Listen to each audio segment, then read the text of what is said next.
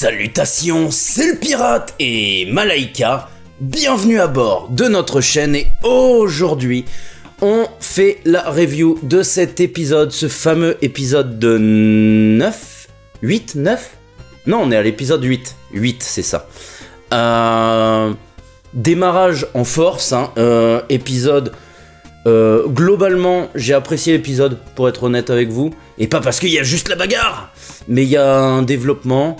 Il y a des choses qui me dérangent un peu, je ne sais pas en fait. Il y a des choses qui me rendent perplexe et vous allez me dire qu'est-ce que tu fais Nana?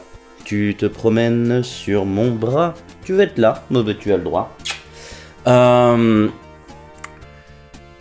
Pour commencer, déjà ça commence en force, le combat. Il n'y a pas eu de blabla, perte de temps.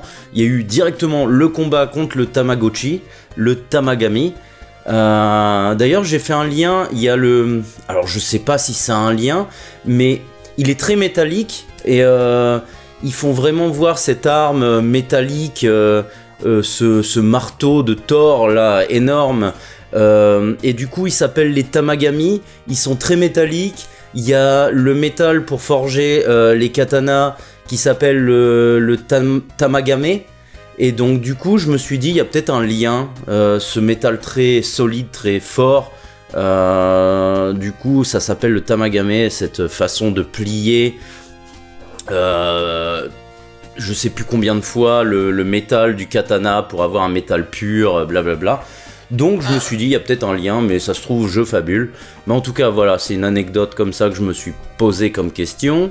Globalement la chorégraphie du combat je l'ai trouvée vraiment... pas mal du tout, hein.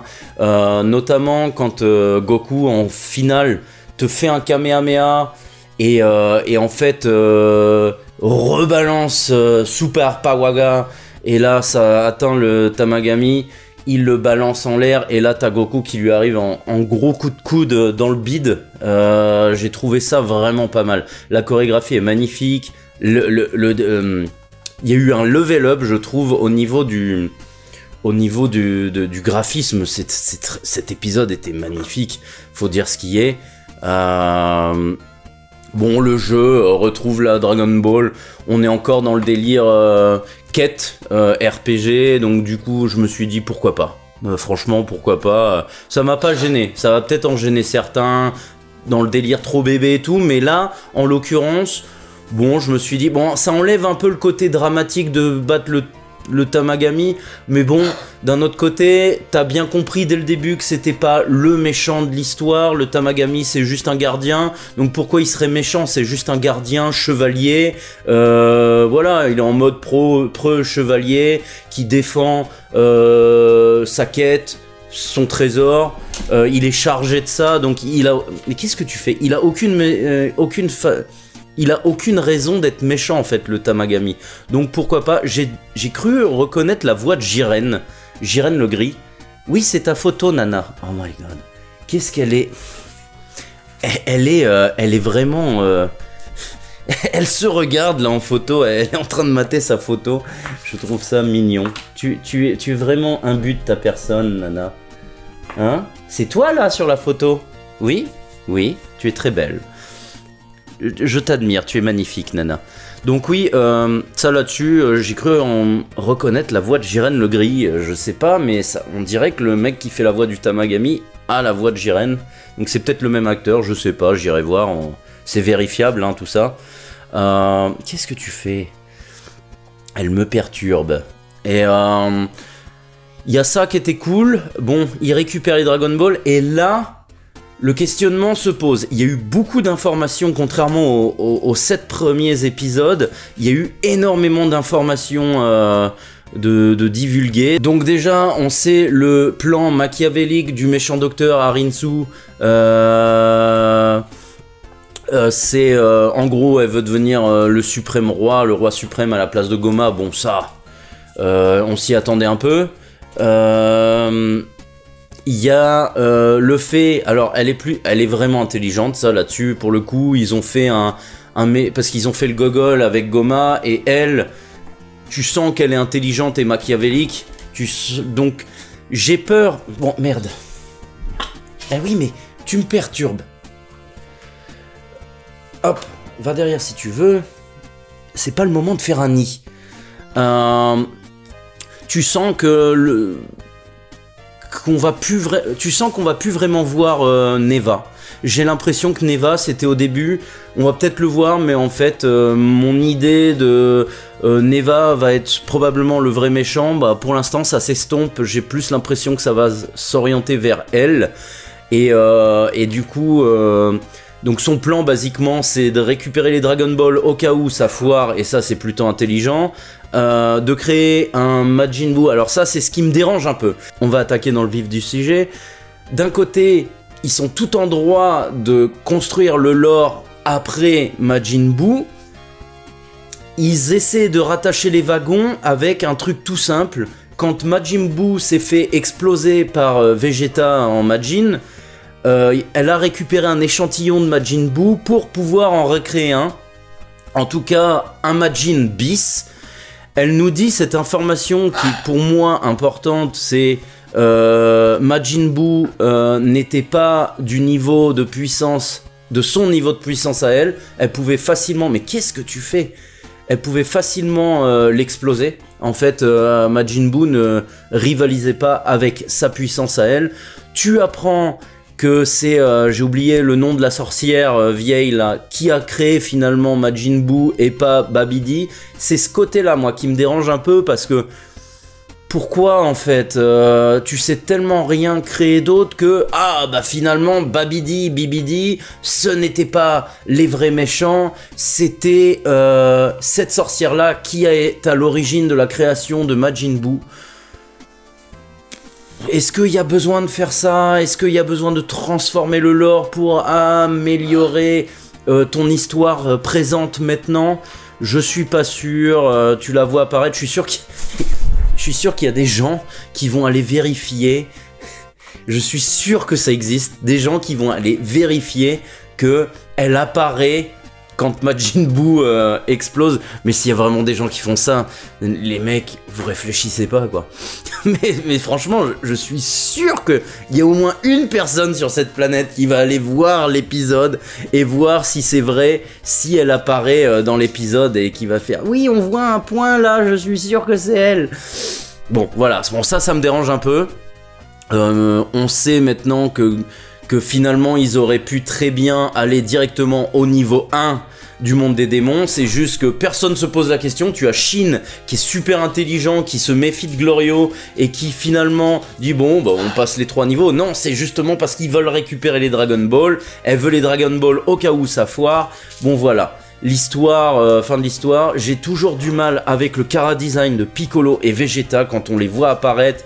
Bon, il y a cette petite blague, à la rigueur, c'est mieux que Pipi Kaka, où Ibis, le conducteur, lui dit tu t'excuses, et là je te répondrai peut-être. Bon, voilà, il y a ce côté-là qui est plutôt rigolo. Bon, l'épisode en soi était bien.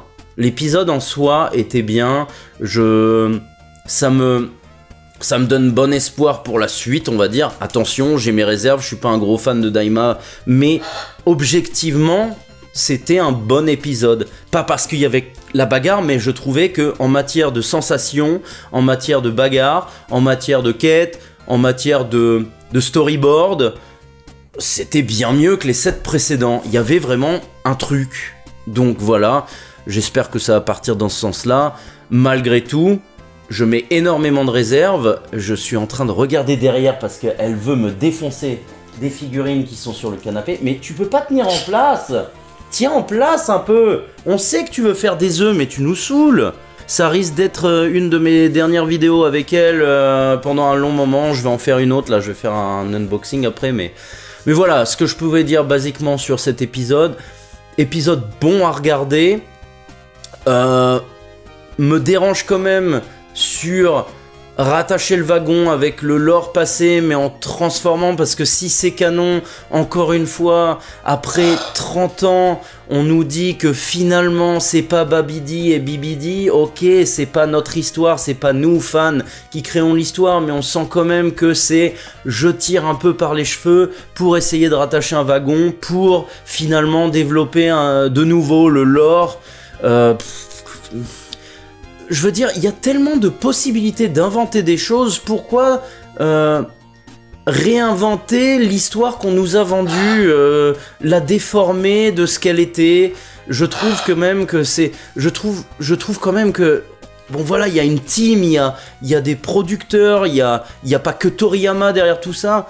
Il y a quand même des gens qui réfléchissent. Si nous, les fans, on peut réfléchir à ces choses-là, pourquoi eux ne peuvent pas le faire? Et je trouve que ça se creuse pas vraiment la tête, quoi. C'est un peu... voilà, on fait le minimum syndical. C'est ça qui me dérange. Bon, voilà. Voilà mon ressenti sur cet épisode. Toujours très beau, j'ai même trouvé que par rapport à l'épisode 7, il y avait un level up. On sent que cet épisode-là, ils ont mis un peu plus de moyens graphiques. Parce qu'il y avait un combat, il y avait un enjeu. C'était très beau. Voilà. Maintenant, on va voir la suite. Je me suis pas ennuyé. C'est le premier épisode où je me suis dit, je me fais pas chier. Il y a eu plusieurs moments où je me suis dit, ouah, c'est beau quand même. Il y a que ce côté-là, là, avec la sorcière, j'ai oublié son nom. Voilà. Bon, on sait que finalement, ça va... Enfin, on sait. Dans mon sens, ça va pas être Goma. Ça peut être Arinsu, la grosse méchante de l'histoire. Mais je sens qu'ils vont nous pondre un Majin Buu bis qui va être brutal, parce qu'ils sont servis de ça. Donc ça va ressembler à quoi? Y a de fortes chances que ça soit lui qui nous pousse à fusionner. Donc on va voir. Mais la grand-mère dit quand même que Goma est puissant. Donc il y a moyen qu'on ait des zones de fight assez brutales.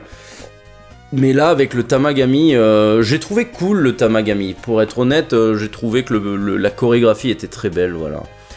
Donc voilà, on va voir. Dites-moi pourquoi vous aimez Daima, pourquoi vous n'aimez pas Daima, pourquoi vous vous en foutez. Est-ce que vous êtes d'accord avec moi, pas d'accord avec moi? Est-ce que vous avez d'autres théories par rapport à l'histoire qui suit? En tout cas, voilà. Épisode qui me, on va dire, réconcilie pas, mais... Voilà, disons que si les épisodes étaient depuis le début de cette qualité, où on s'emmerde pas, où c'est pas juste du blabla pour combler, ça serait déjà beaucoup plus intéressant. Quand bien même il te chie sur le lore, que je n'aime pas, ça, encore une fois, j'insiste, le point noir de cet épisode, c'est déformer ce qu'on nous a vendu il y a 30 ans, ça me bloque, parce qu'il y a tellement de possibilités de faire autre chose. Tu peux dire c'est Babidi qui a fait, mais que cette sorcière-là, elle sait comment refaire un Majin Buu, tout simplement. Mais nous dire que c'est elle l'origine du Majin... Enfin, c'est ce qu'on va nous vendre. Les portes d'entrée de chez elle, c'est le M. C'est probablement elle, la créatrice du Majin. Donc voilà, nous allons voir. Voilà, écrivez-moi dans les commentaires, on va discuter. Salut, c'était le pirate. Et Nana qui me déconcentre dans ma vidéo, t'es incroyablement casse-couille. Mais je t'aime quand même. Voilà.